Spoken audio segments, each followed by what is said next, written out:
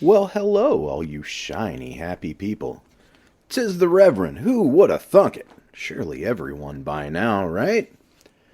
Hope you took advantage of the 4 minute and 20-second intro for whatever you feel the need in this world to do that lasts 4 minutes and 20 seconds, or if the numbers 420 mean anything to you at all. So, do as you will. Today, I'm going to be reading you my short story, Full Circle, from the collection Haunted Spaghetti, because creepypasta sounds stupid. But before we get to Full Circle, there is a poem before it, so you get the bonus. This one is called Friday. Red lights, temporary barricades from our demise, blinded briefly by timing. Darkness fell long ago. Hell pursues its notes for the next move. Mindless drones carry the message while canyons of flesh await the master. Conveyors deliver life through streets of filth. Toenails yawn, needles burn. Euphoria awaits. Glass dicks and cigarette lighters join as one in the ruins. Poverty smiles through a victory lap. All eyes track, masked, disguised by modern costumed warriors, fat-assed and feet propped. Googling their next diploma, delusional actors without a stage, wished upon stars not ready to fall, miles roll ever forward, yet destinations shift. Onward to oblivion, dear world, the fires are coming. And that was called Friday. So this is my short story, Full Circle. It's in my collection, Haunted Spaghetti, because creepypasta sounds stupid. They're mostly they're revenge stories, or what they are. Even the poems are revenge themed. I didn't realize that until I went to put them all together. It seems that everything I wrote that year was revenge themed. It was not on purpose. It was a rough year, though. It really was. This story originally appeared in an anthology that was put out by Psychotoxin Press called 666 Flags. It was a charity anthology to kind of help me out and bring awareness to the whole fiasco when I got fired from my dream job at Six Flags Over Texas, working on the railroad. Vintage 1896 steam locomotive. Man, I could go on about it forever, but I won't. Anyway, somebody read a copy of Starving Zoe. They made a TikTok video about it. They tagged Six Flags. Six Flags fired me. That's the gist of it. So, I contributed to the anthology that Psychotoxin Press used to kind of help me out there for a second. I really appreciate it, but that is long gone. I don't even have copies of that anymore. I donated most of them, the ones I had left, to the, I can't remember what it's called right offhand, but it's a thing where they send books to deployed soldiers. So I think I donated like $500 worth of books to them this year, man. If anybody else out there is an author and wants to do the same, let me know and I can get you in touch with the right guy. Okay, here we go. Of course, since I was fired from the Six Flags and Texas Railroad, the very historic and amazing Six Flags and Texas Railroad, it was only fair that I wrote a revenge story. And this is called Full Circle. No turning back now. The decision was not my fault. I was driven to it by the suits, the money-minded grubbers who cared more for the numerical rather than the human side of things. Paper jockeys who wouldn't know empathy if it swam between their legs and started wiggling in all the right places. A man's heart was of no interest to the bean counters. But I had every intention of supplying those beans. Those bloody, mangled, newsworthy beans who would cease to be upon this day. Y'all may have heard that. That is a big rolling dump truck right outside the window by my writing desk. It's like a moving metaphor for the city of Dallas, but I digress. Anyway, those bloody, mangled, newsworthy beings who would cease to be upon this day, but live forever in infamy. Who doesn't want to die a legend? No need to thank me, my dearest passengers. Our oblivion awaits. I glanced back over my shoulder one last time for a sort of mental souvenir snapshot of smiling faces and bouncing babies. All the other rides in the theme park offered those, didn't they? Why was it something only the bravest of the brave got to enjoy during the final run of the roller coasters? Think of all the cowards who missed out on such memories just because they didn't want to share this morning's breakfast burrito with whomever was unlucky enough to be sitting behind them. I truly care about the well-being of my guests, and it's high time I showed them all. Crossed-armed, silver-eyed examples of how not to react to sensitive situations. I'm a dreamer, you see. I can't help it that lately I've dreamt of nothing but red. There's a special place in hell for men like me, and fortunately, I won't have to dwell there alone. Statistically, many of these souls will dive for the dirt nap and spend the biblical definition of tormented eternity holding hands among the flames. I'm sure it only hurts for the first few seconds. A human body's nerve endings would all be severed by then, leaving only the fresh scent of scorched flesh to fill the noses of the condemned. I'd bestow that same gift to the first responders who'd eventually wish they'd arrive last, or not at all. Paychecks would surely be earned upon this day. The vaporizing fuel feeding the boiler's fire almost choked me as I inhaled deeply, praying to the gods I've never met to guide my twisted mind. If it were up to me, I would make this journey as painless as possible for myself, those within my care, and the guests out of reach of my wrath who would look upon the carnage with unbridled fear.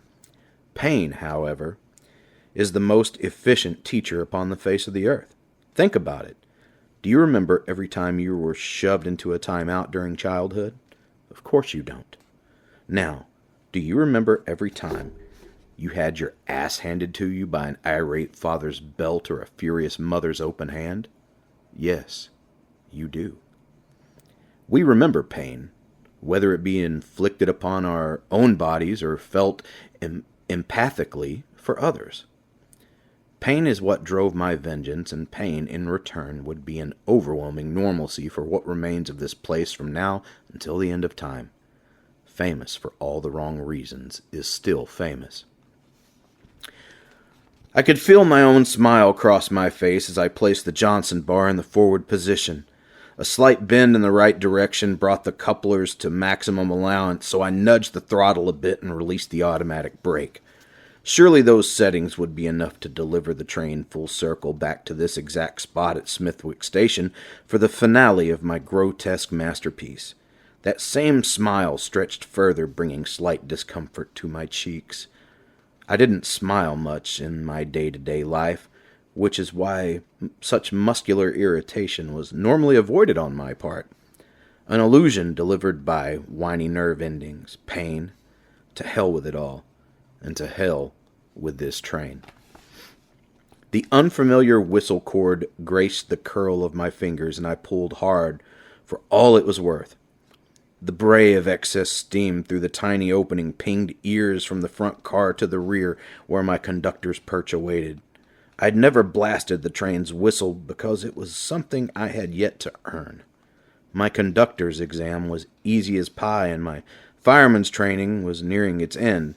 Still, only the engineer got to blow the whistle, and that glorious graduation would never commence if I managed to fulfill today's plan without a hitch. Indeed, there was no time like the present, and I yanked that ancient rope one last time for good measure. I had no engineer or fireman on this train. After all, this would be an autopilot trek straight into the salivating jaws of forever. Stepping out of the engine and onto the raised platform, I glared curiously as my souls blurred by, demonstrating glimpses of happiness and finality.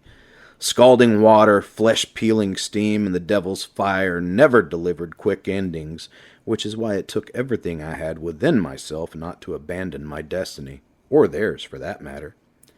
It was the children's giggles that drew me down Redemption's road, but I tried to about face that shit as quickly as possible.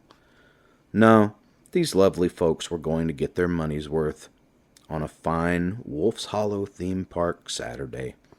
I hopped aboard the last car, pressed the transmit button on the microphone, and began the last great spiel of my career. "Well, howdy, y'all," I bellowed to little response. No, sir, not quite good enough for the likes of me. "Oh, come on now," I added. "It's still early in the day, and I know you all can't be that tired. Let's try it again. Well, howdy, y'all." "Howdy," the crowd responded with enthusiasm, knowing damn well I wouldn't stop my typical introduction until I was satisfied with their cooperation. Some of them had ridden this ride before. "Well, that's more like it," I laughed with satisfaction. "My name is Joe, and I'll be your conductor for this trip. Welcome aboard the Wolf's Hollow Railroad, much like many of the folks who work for it, or at least those who used to. The Wolf's Hollow Railroad is the oldest operating attraction inside the park." My brain paused momentarily. Sure, some of the passengers laughed at the joke I made regarding the average age of the people who operated this train, but none of them picked up on the two key words giving a hint of things to come. "Used to" triggered the great mystery too cryptic to crack. I knew, though, and that was enough satisfaction to keep myself entertained for the next 15 minutes. The final 15 minutes. I continued. "As a matter of fact, that is a 100% real steam locomotive up there in front of us. Fair warning, there will be smoke, there will be steam, and a short guy in overalls living the dream back here in the very back telling you dad jokes all the way to Dead Man's Depot. Because that's how I get paid. Your forced laughter will be much appreciated." As usual, a handful of the guests giggled at a barely audible level, but I always responded as though one particular person believed it was the funniest thing they'd heard in their entire life.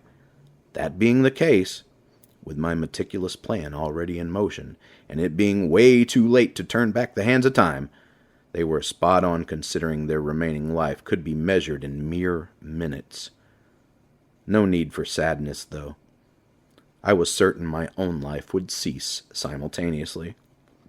"Thank you very much, ma'am," I replied while pointing at one of the women I knew found my last joke to be humorous.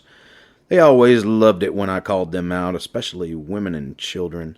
Men were too stuck on themselves to give a damn half the time and thought they were so much better than a simple train ride. Contrary to the popular beliefs in fictional works, not every man can jump inside the cab of a steam train and make it bend to their will. Even experienced operators like me have difficulty controlling a beast such as this.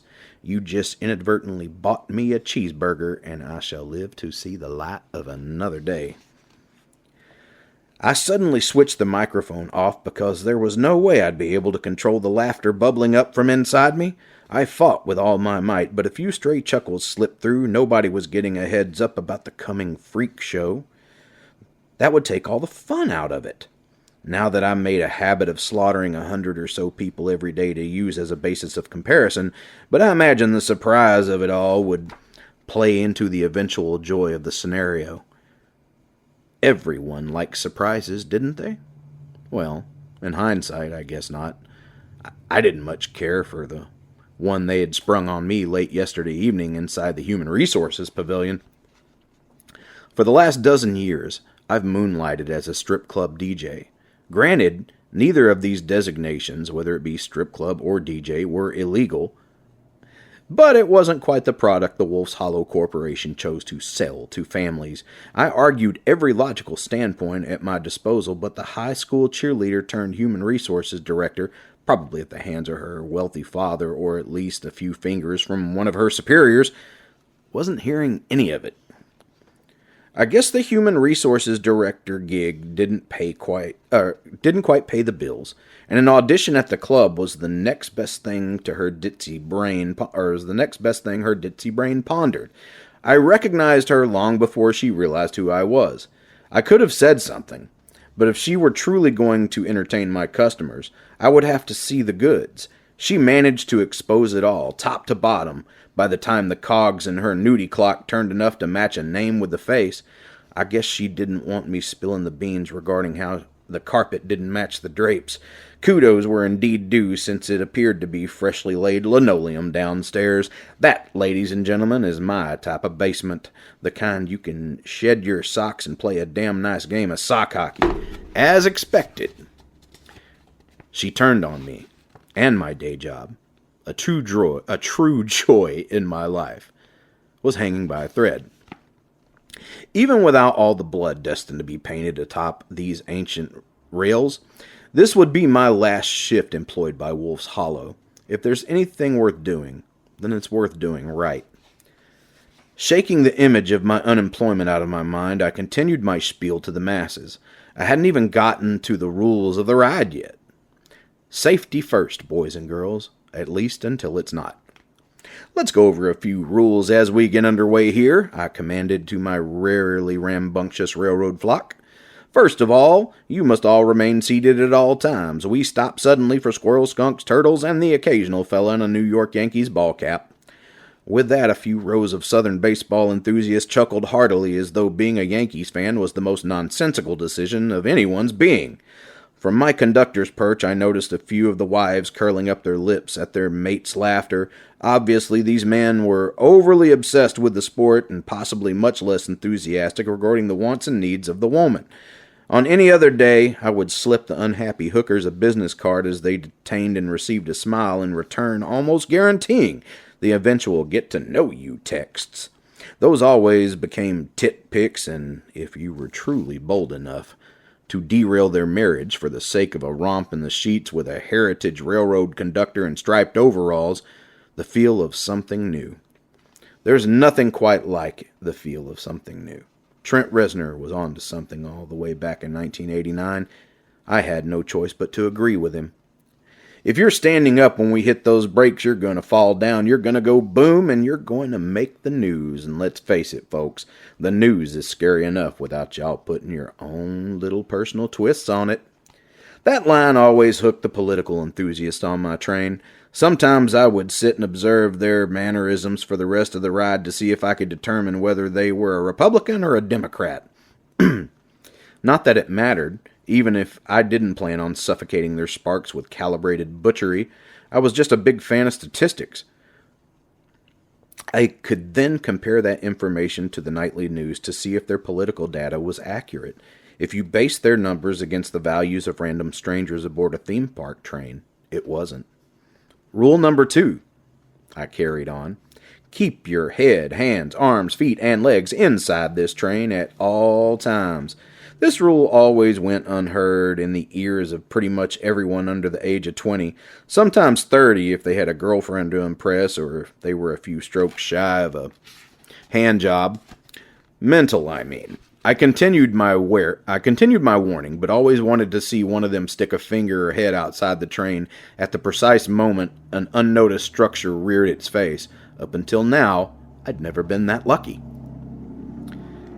Thank you, Dallas. Thank you for all the, trucks and things.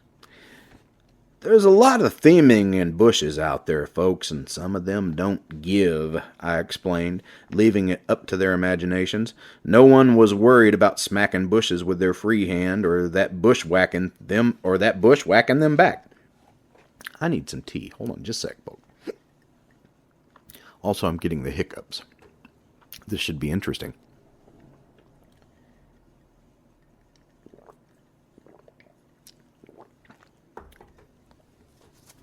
All right, I'm back. All right, I'll start that paragraph over. There's a lot of theming in bushes out there, folks, and some of them don't give, I explained, leaving it up to their imaginations. No one was worried about smacking bushes with their free hand or that bushwhacking them back. Some of the coaster supports and theming were made of metal, though. Jamming an appendage between a slow-moving train and a steel support beam would make a sane person wish for a hacksaw. Flesh and bone had little chance against friction and fate. They always jerked their hand back at the last second, staring daggers at me as though I didn't give them a fair warning. Silly, silly sacks of Sasquatches they were. The cost of admission to the park did not grant instant immortality. Last but not least, I finalized, let's talk about rule number 3. No smoking, no vaping, no dipping, and no chewing tobacco if that's even a thing anymore. I'd ask someone, but it's not polite to talk with your mouth full. A few people giggled at that last joke, but most were done with my voice blasting through the worn-out speakers. All they wanted to do was get to the next station, get off the train, and sweat their testicles off in yet another roller coaster queue line. I guess it could be worse. It could be one of those water rides where everyone stands on some type of bridge structure to let the summer soup blast them in their faces. That same exact water washes through everyone's crotch and ass crack, if you think about it. All those chuckling little children are getting a refreshing drink of last night's semen residue and poop flakes from unwashed asses. Then they want to act clueless when a dad gets a strange bump on his lip in the weeks to come. Mom will think it's a sick case of herpes he got from his secretary and leave him. On the bright side, the kids will get 2 trips to the theme park every season as the parents attempt to outdo one another. Fresh herpes all around, the true gift that keeps on giving. "What's that roller coaster right there called?" asked a nearby child who was too anxious to see the giant sign advertisement overshadowing the structure in the unforgiving sunlight. "Good call," I faked it. "That wooden monstrosity to your left is what's known as Satan's Splinters. It was the world's tallest and fastest wooden roller coaster. It was the world's tallest and fastest wooden roller coaster in the world at one time. It's recently gone through some safety upgrades since that fat chick fell out and damn near hit every support beam on her way back to Earth." The gentle clickety-clack of the wheels upon the rails was all I heard as my guest mentally backtracked. Following up funny with a giant fuck you was one of my favorite pastimes. I lulled them all into a false sense of security and then let them have it. The horrible part was that it wasn't just me trying to be dark. That shit happened. It never made the news, same as most other terrifying safety situations within the park. And the family was paid a hefty sum to keep their mouths shut. It didn't matter that the poor woman was almost completely sawed in half by the time she came to rest upon the hard ground in a puddle of her own fluids. Money made it all better. "Oh, you think that's bad?" My voice intensified to feed their full attention. "This structure coming up on your right-hand side is known as the Critter Cave. The animatronics within this dark ride aren't the only surprises waiting for you." "You're scaring my kids," barked a dad in the back row of the third coach from after being elbowed in the ribs by his resting bitch-faced wife. "And they should be scared," I replied. "That means they're smart, or at least smarter than their parents. When the price of admission goes down, so does the number of nuts and bolts which hold all this death-defying shit together." I could tell the moment when the children's father went from anger to concern, but none of it mattered. No one would get off this train if I had anything to do with it, at least not with ease. There's been just as many illegitimate children conceived inside that place as there have been unfortunate snake bites over the years. It slips my mind which outnumbers what. Just know that the squishy wad of whatever's on your daughter's restraint probably didn't come from a sneeze. "I plan on talking to your supervisor when this train stops at the next station," threatened a middle-aged soccer mom all hopped up on a sweet sugary substance and staking for popular name-brand coffee. What's his name and what's your name?" I smiled until it hurt from the increasing numbers of simultaneously interactions and threat aimed in my directions. They had zero ideas of where this train was headed, regardless of how many times they'd ridden it in the past. No, sir, ladies and gentlemen, this ride is an upgrade. A remix, if you will. The same old no longer lives here, and all chances of reconciliation are null and void. Everyone gets treated equally on this here locomotive if I have anything to do with it. I ignored the half-hearted taunts and continued my speech. It was the least I could do. They paid for it. Next up on your left, your right, up above and down below are the tracks of the Great Sugar Mountain Mine. I delivered like a circus master, but no one in the last coach was paying attention. Now, the powers that be in this here theme park would never tell you this, and it may have slipped past the radar on the nightly news, but this rickety old thing decapitated a man 2 summers ago. Yep, damn thing derailed, shot skyward on the track, and flipped upside down, causing the lift chain to act like a giant saw blade. That man's fleshy throat had 0 chance, kind of like a chainsaw through a bologna log at the corner deli. "Why are you telling us this?" bellowed a distraught woman 3 rows away from my perch. She was doing her best to cover the ears of 3 young children with only 2 hands. Was she basically smashing their ears against each other with her 2 flat palms working as noise-canceling mom hands? That shit never worked when I was a kid, but I was awarding her efforts with a patented Wolf Hollow Railroad smile. "Ma'am," came my attempt at respect, "I'm telling you this because no one else will. In turn, I'm pretty damn sure that all of you will be keeping my secrets as well."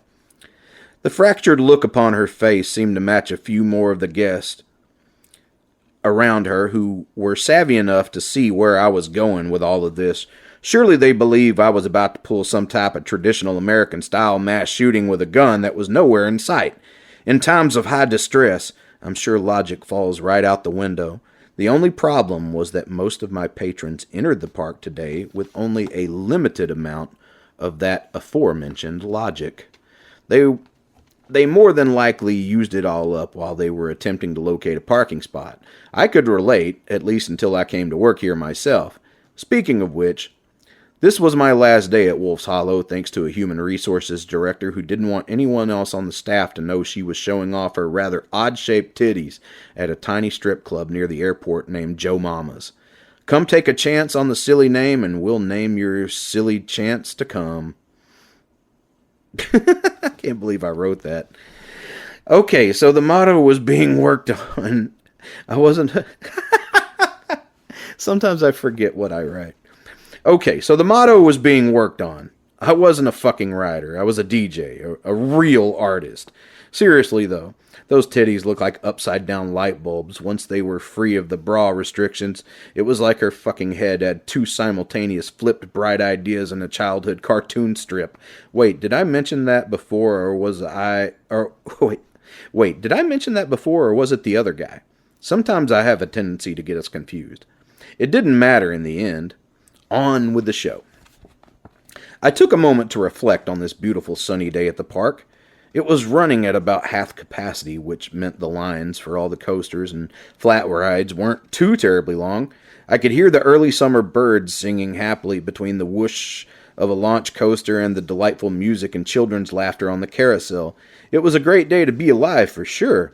Too bad that me and my current load of increasingly worried passengers would soon be having much less of a great day. Then again, greatness is in the eye of the beholder. Nightmares have a certain greatness to them depending on who endures the tragedies. I, for that matter, was one of those sick bastards who planned this potential slaughter fest months ago when first employed, just in case. A sick mind is a terrible thing to waste. I promised myself that I'd never even come close to delivering such decimation against fine, upstanding people, but promises were made to be broken. Besides, who knew my after-work antics would come to light under such questionable circumstances? Who indeed? Surely not me. Otherwise, this metaphorical axe I had to grind would never strike its target. No, I didn't have an axe either. If I couldn't sneak a gun into this place, then how in the fresh hell did I plan on bringing in a huge axe? Stay with me, folks. You're losing sight of what's important here. Wait, I whispered. Am I really having a two-way conversation with other people, or am I talking to myself? My nearest guest had stopped paying... Sorry. Let me take another drink.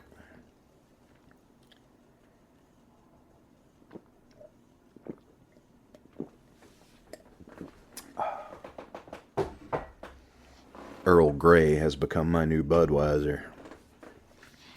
Equally as bitter. All right. My nearest guest had stopped playing along with my psychotic episode moments.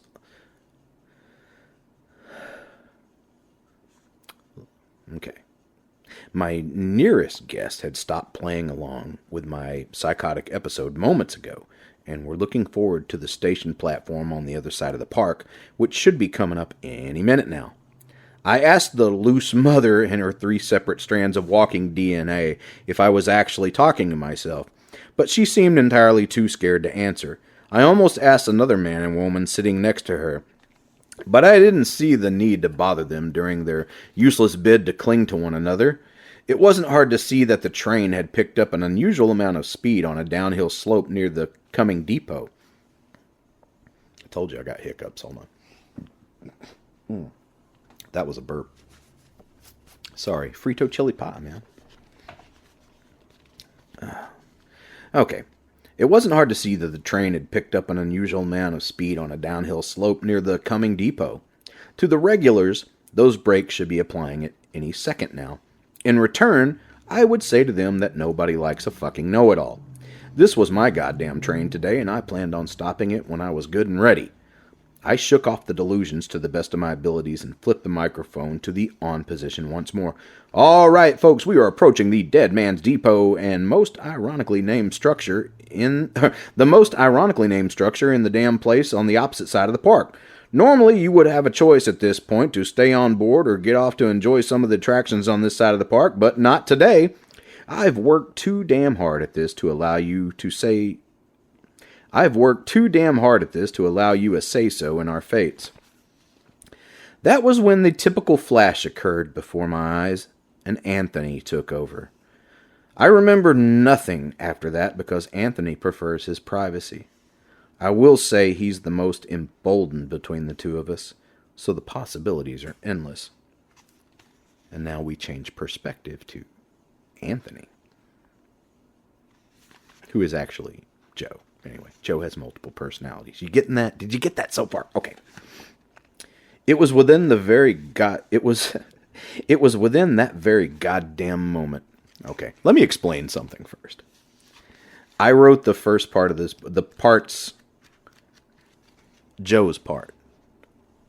I wrote like straight-laced and sober like I would anything else.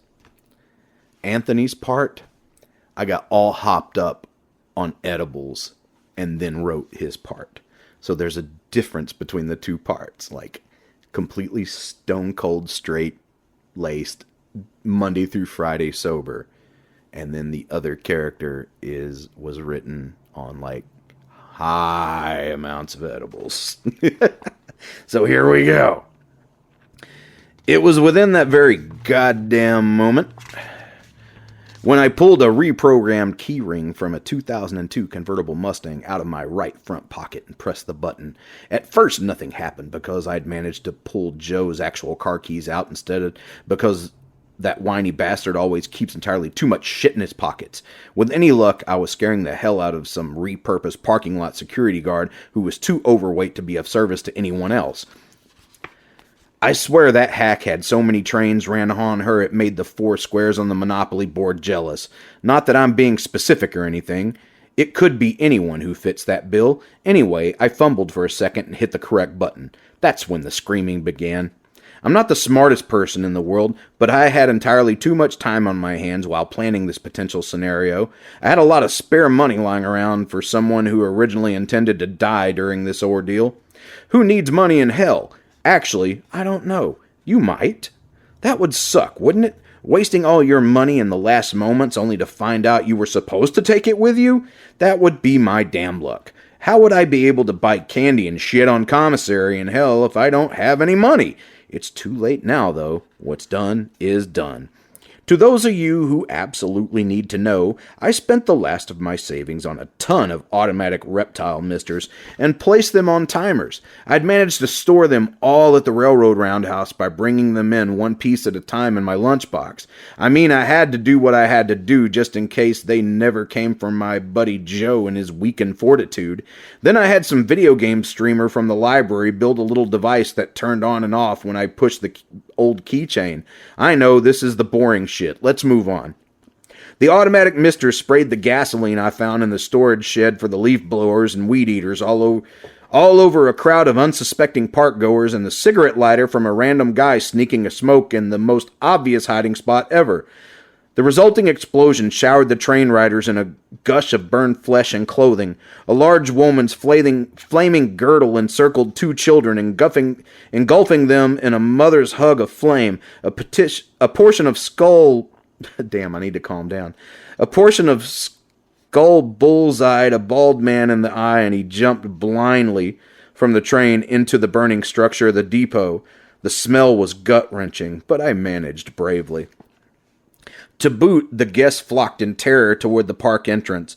Unaware of the approaching danger, they froze in awe as the steam locomotive tackled and crushed them to pieces. Joe said from the beginning that there wasn't an engineer, and it was usually that dude's job to hit the switch before the train departed the station. Timing is everything, folks, and today was a prime example.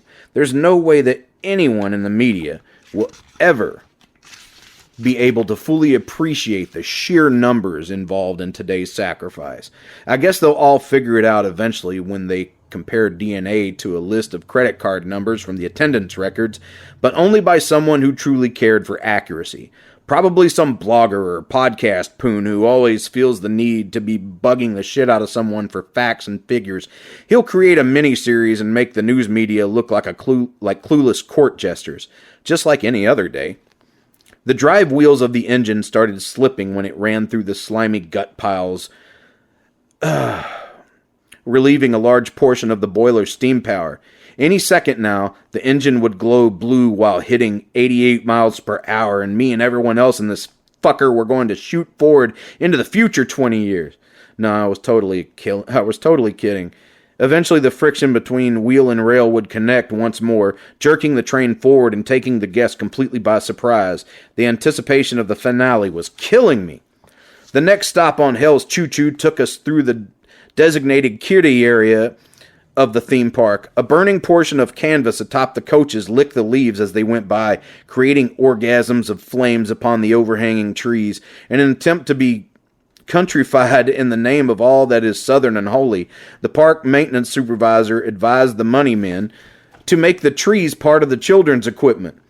At the time, I thought they looked mundanely beautiful. Now, they were spectacular. Bright orange fire covered the playground against the smoke-black sky of my creation. The creosote they ignorantly used as a means of preserving the bases of the trees sped up the process quite a bit. Children's screams as they roasted between the prison-like cells of the monkey bars filled my ears like a symphony. In most times like this, I would reach down and pretend to be scratching my cock through my overalls, but the mother's cries of terrors were giving me a stiffy worthy of worship. Oh, to only be a spectator on this day, to feel the fear of a mouse trapped in a maze of death. No book, no movie, and no video game could ever quite capture the true essence of the feelings which stood between yourself and the will to live. I could hear the emergency sirens of the vehicles in town come to life above the wimpy squeals of the half-assed professionals who work within the theme park itself.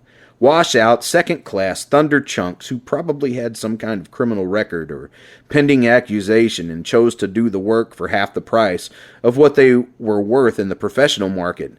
They'd be scared stiff and helpless now that a real emergency welcomed them forward into battle. They were crowd control at best and getting the full-on workout of their adult lives. It didn't matter now. I had the numbers I needed to go down in infamy aboard this fiery missile on parade. The clouded light from the sun was suffocated as the train entered a tunnel before its climb uphill. Normally, this was the point in my daily spiel when I would tell all the little kids to have a screaming contest. I could always tell within that moment who the how the parents hated me for asking their goddamn mouth-breathing kids to scream in their ears. Poor bastards. They were all going to end the day with a headache anyway. Might as well allow them to put a face to that headache. Hell, maybe they'd even remember who I was and avoid my train next time they visited the park. Or maybe they could even leave those little shits with Grandma so Mom and Dad could have some fun for a change. May put a little blood back into the old man's tiny dick or something, so something could diddle in their mother's pooter other than a battery-operated boyfriend. God damn, I'm horrible. With the rush of the train through the tunnel and the fire feeding in all directions for whatever oxygen was left behind, the remaining guests who still lived coughed and gasped for air between the walls of the man-made structure. I could hear the echoes of some of their heads between the tunnel support beams from wandering sightless in search of an exit. With a crack, they were torn from their shoulders and popped like watermelons beneath the sudden impact of a sledgehammer. I smiled throughout the crimson mist like a little boy who'd finally done good in the eyes of his judging family. Not only were they proud of him, he, in turn, was proud of himself. It had been forever since he could say that about himself, but it was every bit as welcoming of a feeling as winners claimed. He was winning. It was Joe and Anthony's turn to win. And now the now struggling iron horse climbed the grade leading to the final curve in the park's layout, swallowing what little steam pressure she had left through the chests on either side of her guide wheels. The fire above the coaches extinguished while inside the previous tunnel, and what life remained between the guests wallowed in the filth of bubbling arm fat and formerly envious eyeballs. I noticed the smoke behind me had intensified, meaning the fire department was attempting to put it out. In my mind, this meant they were all occupied and not thinking the train was the cause of the blaze. That was good. That was really good. That meant they wouldn't be able to stop me from killing myself during the big finish. I'd be bent out of shape if I was forced to spend the rest of my life being probed in mental institutions or as someone's prison bitch. Cresting the hill, the nose of the steam locomotive dipped downward toward the stretch of track to Smithwick Station. Now this part gets a little tricky because you must know quite a bit about old trains to even think about these lines. Since there was no fireman up front to inject water into the boiler from where it was stored back in the tender, the crown sheet was nice and hot. The crown sheet was nice and hot from the lack of what is the most precious substance inside this engine. Guess what's going to happen when the boiler tilts in the opposite direction and the little pool of remaining cool water is reintroduced to volcanic hot metal? The Polar Express lied to all of us as children, folks. That movie would be listed in the horror section on a shopping site if it were realistic. Let's just say there's about to be a boom big enough to make the one that happened at the depot seem like someone passed gas after eating at the Rooster's Fried Chicken Shack over by the Cubs Cradle Kitty Coaster. I could hear the boiler creaking for all it was worth, like a portly man's belt at a Tuesday night all-you-can-eat buffet. The ancient bolts holding it all together would give at any moment, firing in all directions like a World War II machine gunner on speedballs. The flues passing through the iron hell would begin to swell like human intestines after a vegan Thanksgiving day. Scientifically, I guess, all that pressure and heat will have to be released somewhere, and the most logical orifice would be the watch hole in the cab.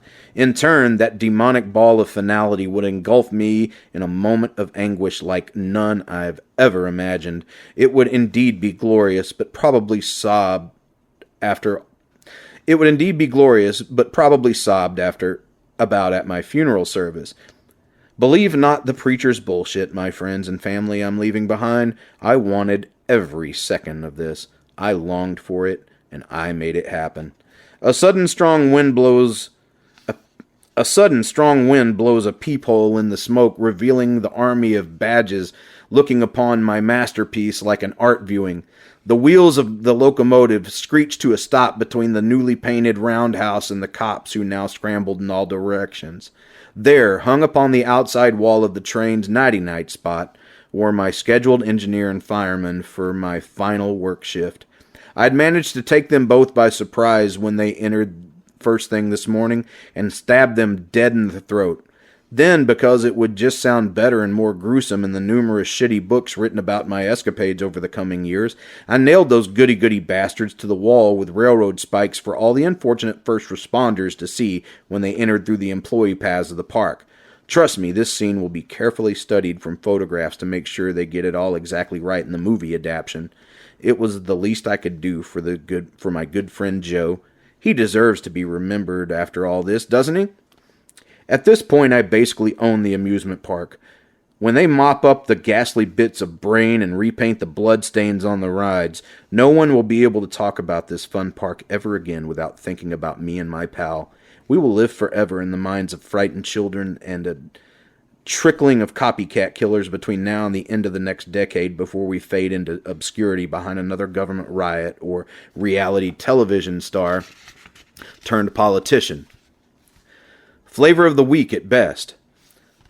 That freaky overrated painting son of a bitch from New York in the 60s said that everyone would be famous for 15 seconds or something like that. Minutes, maybe? Days? I don't know. Anyway, no one is ever going to forget about this shit.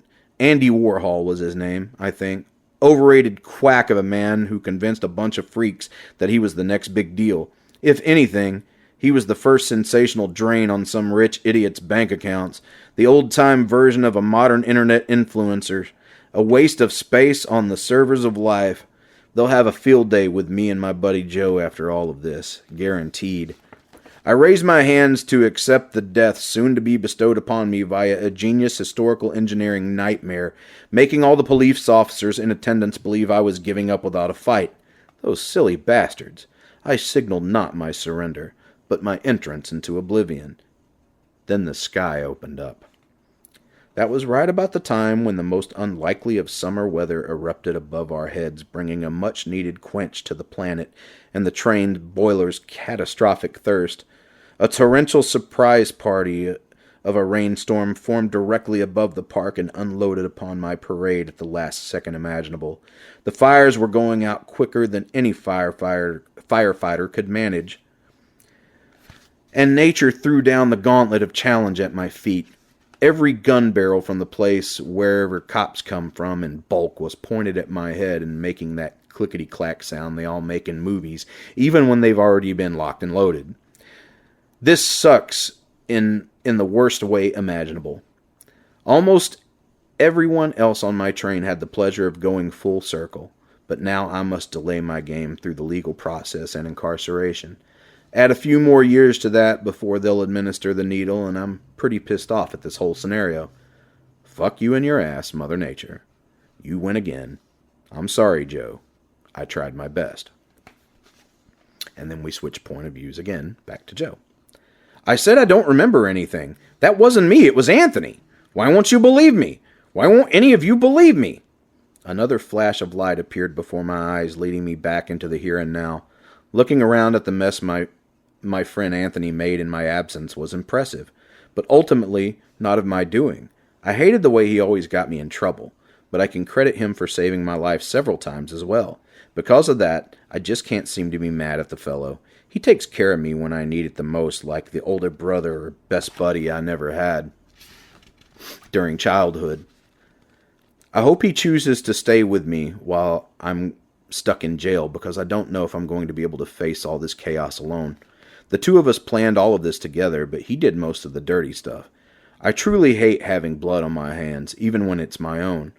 All they seem to care about is stuffing me in the back of a police car while Anthony just stands there smiling at me, at the still unfolding masterpiece of pain and suffering. He looks happy, though, and when he's happy, I'm happy. The officer who drew the shortest straw pauses his push toward the car to unlock and open the door for my arrest from forever's freedom. That's when Anthony reaches out his caring hand, placing it upon my shoulder in a show of love. "We did good, kid," he says with a smile. "You'll never have to lay eyes on that human resources director's odd-shaped titties ever again." I smile back, knowing he's correct in his sudden revelation. Anthony always knew the best thing to say when I needed to hear it most. He was right. He was always right. All right, ladies and gentlemen, that was my short story, Full Circle, from the collection, the Revenge short story collection, Haunted Spaghetti, because creepypasta sounds stupid. You can get it right this second at revdaircloud.com. I will have it sent to you, signed, personalized, the whole nine. Or you can get it from Amazon. You can even get it from Kindle, which is what I prefer. It's less expensive and it saves trees. Yes, I'm a hippie, but you love me. Preach truth, tote jokes, and shoplift Amazon. I'll be back next week with... Really? My short story titled, Give Me Shelter. You guys have a wonderful day.